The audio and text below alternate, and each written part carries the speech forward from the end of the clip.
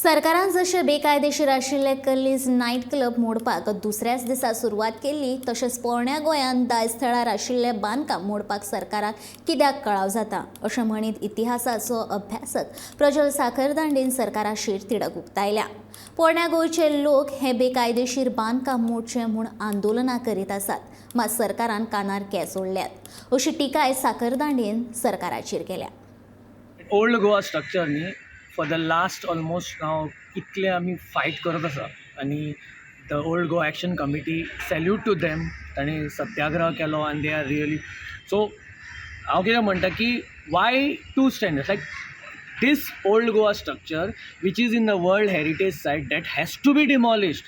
The demand was one point, like demolish that structure because World Heritage and it has violated all rules, regulations, everything has been violated and it is a clear cut case for demolition. Everybody knows that they have got illegal licenses.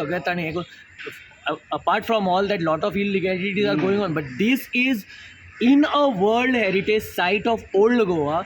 This bungalow is standing there till today. Like you go there, you see that bungalow standing there and everybody is helpless. Okay, is the government of Goa helpless?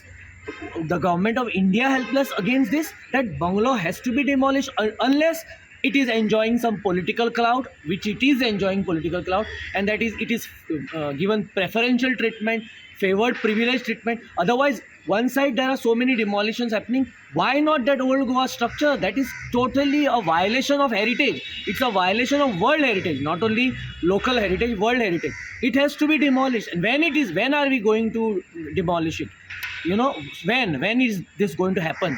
आता खूप झालंय ते demolition मागता. It is taken as a joke, like people are doing so much satyagraha करता हे करता पूण कोण केअर करना आनी दॅट स्ट्रक्चर इज स्टँडींग.